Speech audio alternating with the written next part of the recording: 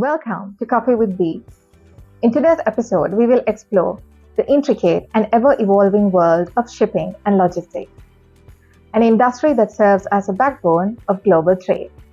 In today's discussion, we are looking to explore the distinctions between shipping and logistics, the role of Sri Lanka in the global freight and logistics market, the impact of e-commerce on shipping, and the potential challenges and opportunities the industry is facing today. So for this discussion, we have got with us a special guest, Mr. Sean Van Dort.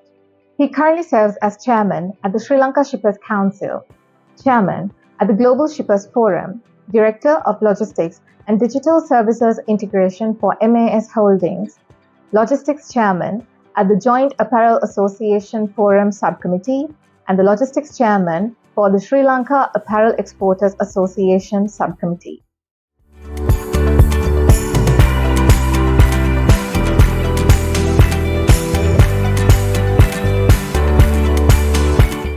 Hi, Sean. Hello. So to begin the conversation, I would like to start off by asking the question, is shipping and logistics the same thing, or are there distinct differences between the two in terms of their operations and scope? Shipping, logistics, and I would add supply chain Right. are three different disciplines finally connecting each other. Right. In the good old days, there was just shipping, where you move merchandise from one port to another. But with the complexity of the globalization, new disciplines came in logistics. The word logistics actually is a military word. It originated, they say, from the French Napoleon Wars, where it was first seen in a general's diary. And logistics means storing, transporting as and when you need at the right quantity, at the right time, at the right place. So it was purely a military exercise.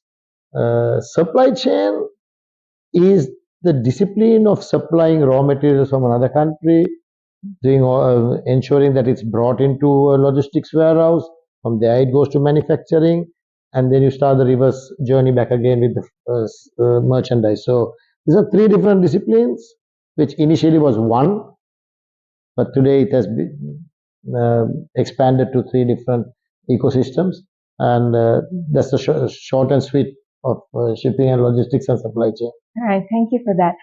So can you explain the overall scale and significance of the freight and logistics market in Sri Lanka?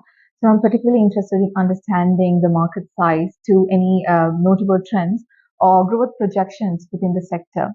And how does this market contribute towards the broad economy? Sri Lanka's import-export volumes are very negligible, given the size of the economy. Mm-hmm. The port has handled around 7 million TEUs, or out of that 10% is for local import and export, including empty repositioning. The shipping industry has thrived on transshipment operations, given the fact that foreign investment came in through the SAGT and the CICT. If you look at the volumes, 90% of it is transshipment. So you can't talk much about the import-export space, because also we went through an import ban. Sri Lanka went through an import ban during the financial crisis. There was not much of merchandise coming in other than essential products. Right. Yeah. But we continue to export the same old traditional merchandise out of here: tea, coconut, rubber, spices, and not to mention apparel, which leads the export market. So shipping is not just only ships. We forget about the port, Right. the airport. The airport also contributes a lot, because I know certain brands take all their cargo by air freight. So you cannot put a finger and say this is so much, because like everything else, there are three things: lies, damn lies, and statistics. Statistics is not something to be believed in. It's like press articles that appear and get washed away in the aisles of time. So I hope I cleared that for you. Yes, Yeah. that's right. Thank you. Could you also explain Sri Lanka's ports infrastructure? So, how would you evaluate its quality and capacity on a global scale? And to what extent do you think Sri Lanka's port facilities can be considered world class in terms of their technology, efficiency, and overall competitiveness? And also, what areas do you think require additional development or investment to enhance the country's standing in the global maritime industry? Sri Lanka's port is ranked 22nd in the world, which is a fantastic achievement. It would have not been done alone. It could have not been done alone um, without the help of the two international terminals that came in. Also, I think we are on par to have, we have a deep draft port. The bigger ships require bigger draft, larger, deeper draft, and we have that capacity now. And we have, I believe that our port terminals are world class, equipped to handle ultra large ships, to the efficiencies next to on par with the world. We have excellent management on that. The husbanding of ships, husbanding is the supplying of all the essentials for the ships to function. Those are also world class. We have all the equipment, we have all the services rendered. What we lack from the port side is the logistics part. Right. So that is still an area that needs to be seriously taken into consideration if we are going to be a world class port. Ports that can handle break bulk, destuffing operations, etc. But overall, ships, when it comes to ships handling, we have all the shipping lines coming in some way or form into Colombo. And we must appreciate the fact the agents have done a fantastic job and the terminals have done a fantastic job. But other than that, logistics is much to be desired. So with that, can you also explain the logistics infrastructure in Sri Lanka? So how does our logistics network, including the transportation facility systems, warehousing facilities, and technological integration compare to global standards? And would you consider Sri Lanka's logistics infrastructure to be on par with world-class systems? And if so, what specific features contribute to this? I don't believe we are on par with the world. We are way back. The world has gone into smart gates, digital transportation, monitoring of GPS, tracking of all the warehouses and their transportation, etc. The warehouses within the port are much to be desired. They are old British godowns, which have been just given a paint job and is been in a dilapidated state. We find many complaints, many claims coming because of the condition of the warehouse where cargo is damaged. What you must understand is over the years, the merchandise that move through these godowns have increased drastically, and they require specific handling. I would give you the example of a fabric roll. The fork loaders that come are diesel powered. They spit out fumes that will go, and seen experiences where it hits the fabric rolls. The forklift operators do not know the value of, or do not know why this fabric is brought in. You see dents in the fabric roll, the forks go and hit the fabric roll and damage it. Then we have to the industry has to afford those fabric to fulfill the orders. So logistics within the port, it's much to be desired. Outside the port, there are specific logistic companies who handle state-of-the-art warehouses, climate controlled, uh, also with modern equipment, uh, digitalization, electronic observations, etc. So even though there is a outside, there is a they have developed in leaps and bounds. These don't synchronize together. Right. The port and the outside warehouses don't synchronize.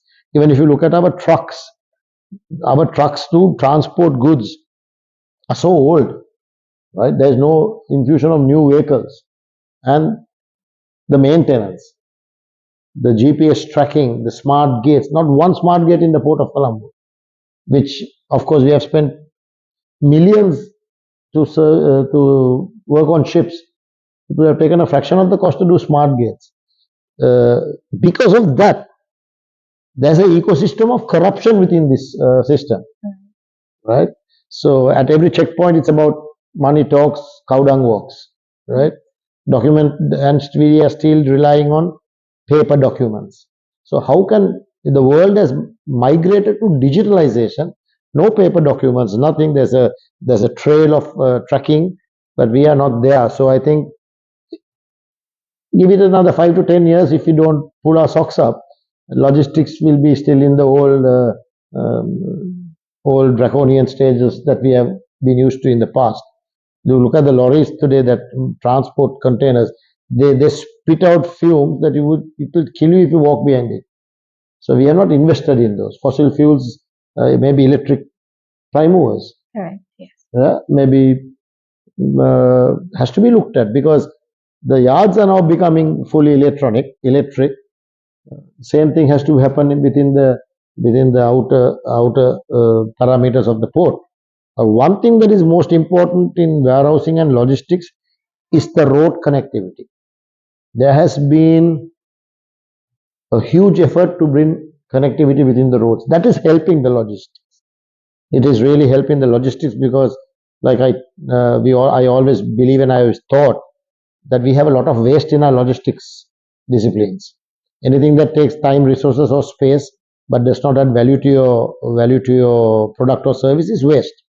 So there are lorries who come into the port have to wait 18 to 20 hours just to take a container, because there's a queue and there is no proper mechanism to monitor them.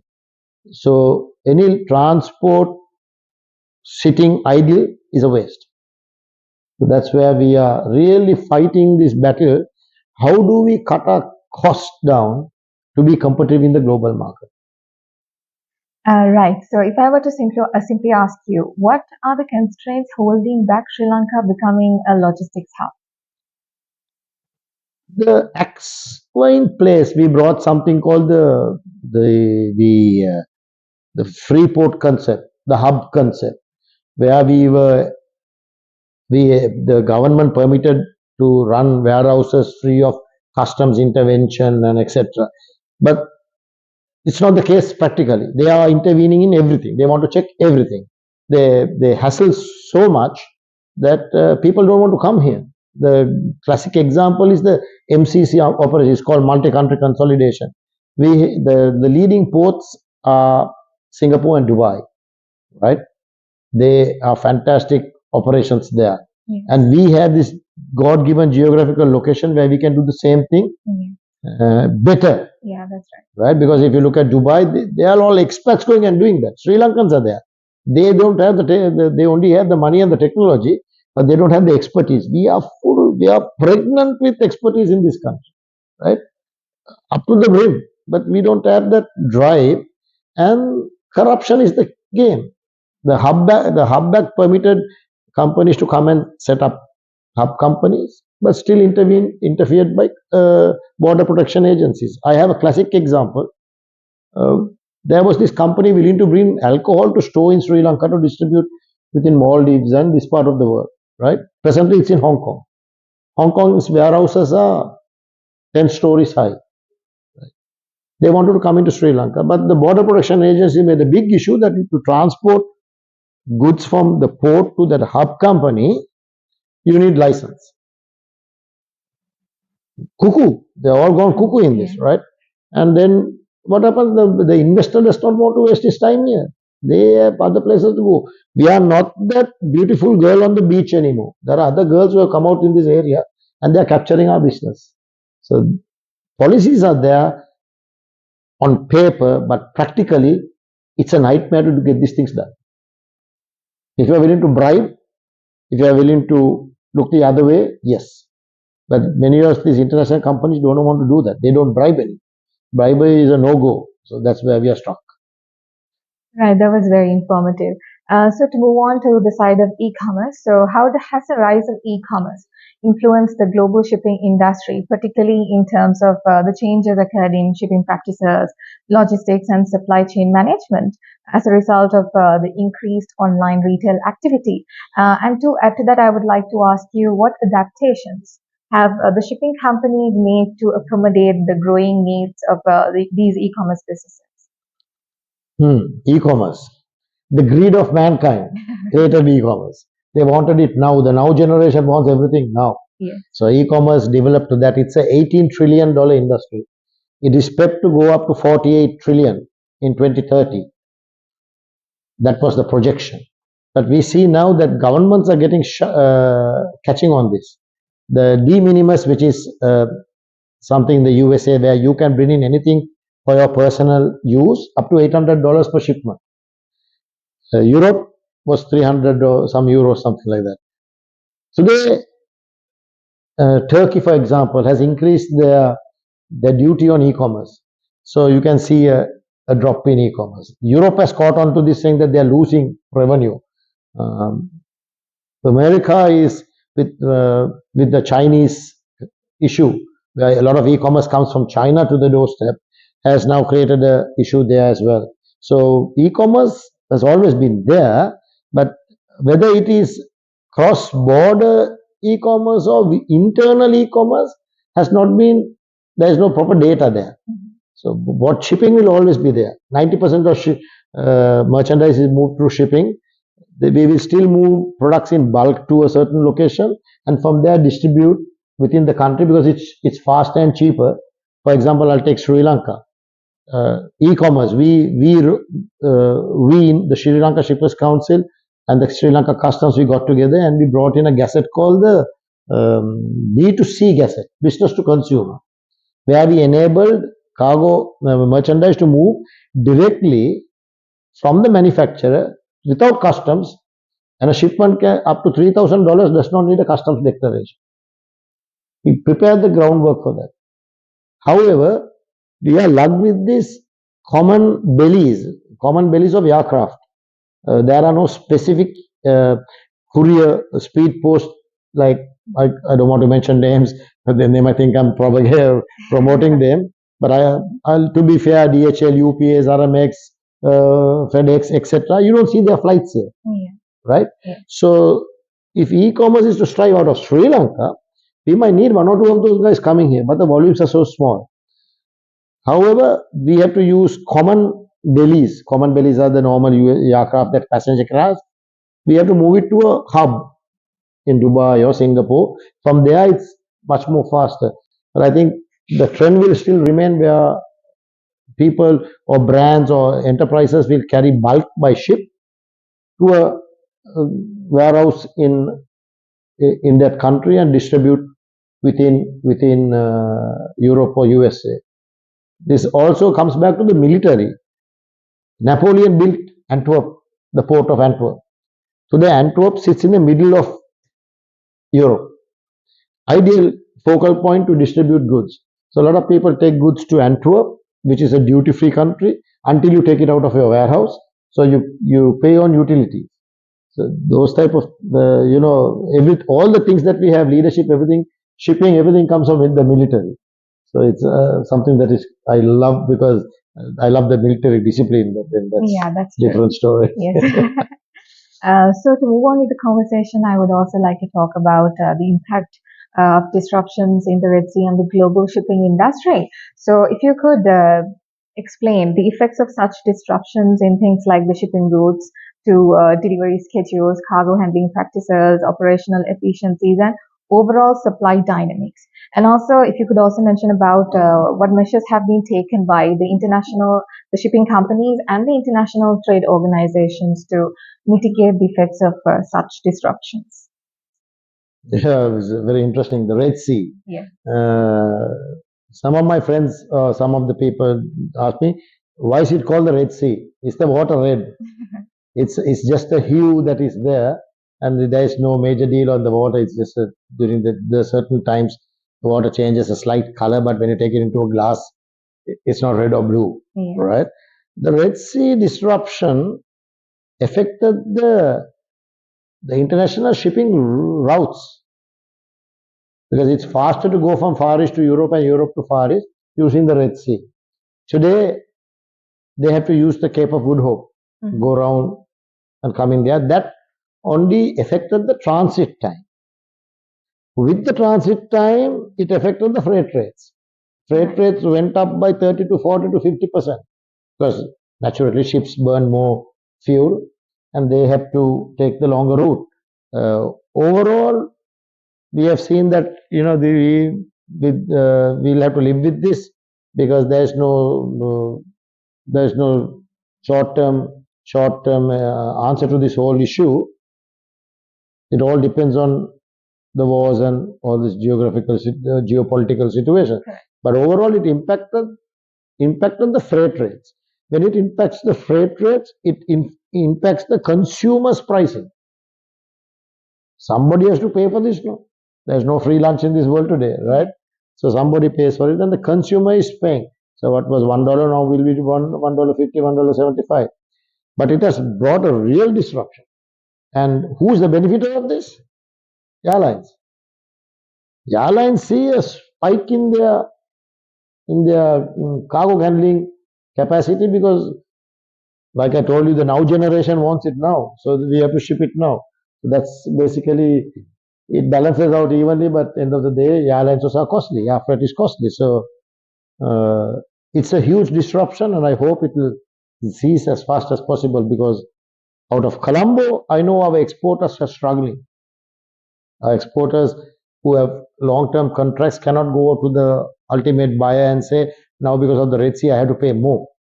Buyers will tell you, take a hike, right? I want the same price that was agreed upon. So that's the impact that is affecting Sri Lanka and the world around.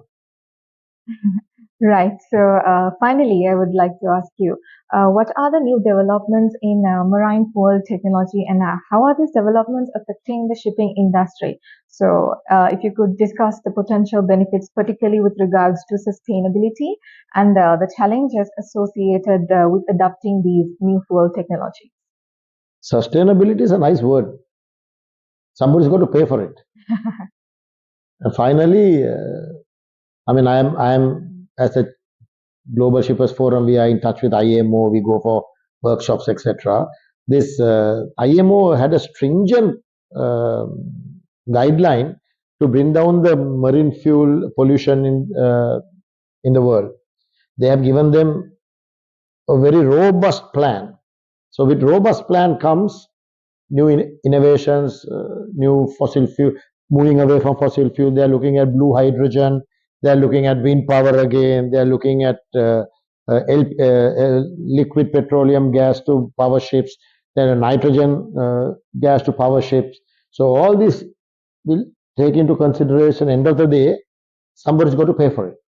At the moment, fossil fuel is cheap, right? Comparatively to these new fuels that we have. Is there lighter than the tunnel?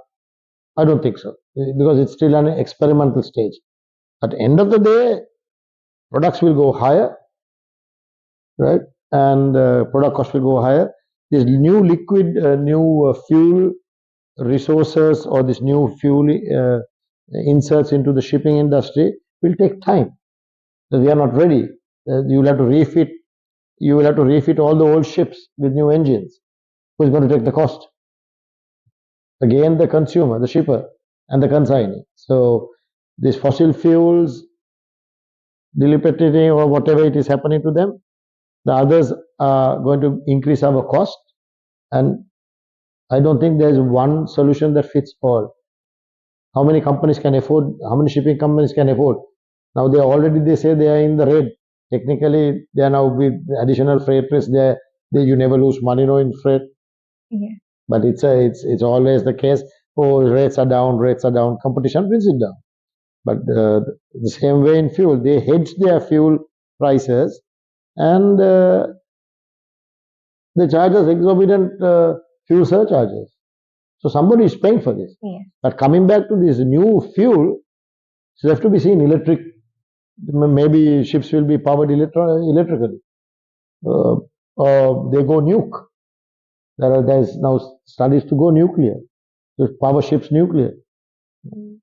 What would be the environment impact of what we're trying to protect? What are we trying to protect in sustainability? The environment, right? The continuity of the humankind. But is between inverted commas, whether it will really impact us on the short term or the long term is left to be seen. Impact on the short term is definitely they're jacking their prices up. Yes. Hmm? Yes. So I'm trying to give a broader picture to your question. That's why I yes, go to this length to yeah. explain this thing. This is a ever evolving live ecosystem. Shipping is. There is no finish line. The goalpost changes every hour, every day. So we don't know how this will pan out, but it's like love, lies, and deception. Things will continue to go on. That's right. So, Sean, thank you very much for Pleasure. taking your time to join us today. It was actually a very insightful and informative discussion. So, and also, I would like to take this moment to thank you sincerely for your contribution to My our pleasure. segment. Is there anything that you would like to add, Sean? Well, if anything, yeah, I would like to speak to the authorities. If we don't change our mindset within the public and the private sector, we are only looking at profit, this country won't go forward. Right? It's not. The rich are getting richer, the poor are getting poor, and we are still in a developing. Now, I'm quite old, right? When I grew up in school, we were a developing country. Now I'm about to retire, we are a developing country. So where do we go from here? When can we come out of it? We can't only blame the politician because there's only 225 politicians in the parliament. There's 22 million people in this country, but we are all corrupt. As a whole, Sri Lanka is corrupt. I would like to see discipline brought into all these processes, and digitalization is the key. Nobody likes digitalization because Sri Lanka has the face-to-face meeting mania. And you meet face-to-face, you have to oil the palms to get things done. So to eradicate that, I think the right thing to do will be going digital, where we don't see each other face-to-face. And this was proved during COVID time. Not a public servant came to office, but we did our import, export, our trading, etc. So my earnest plea to the country is, from shipping and logistics point of view, we have to go 100% digital to make a dream come true, at least for our children's children. Thank you. All right. Thank you very much, Sean.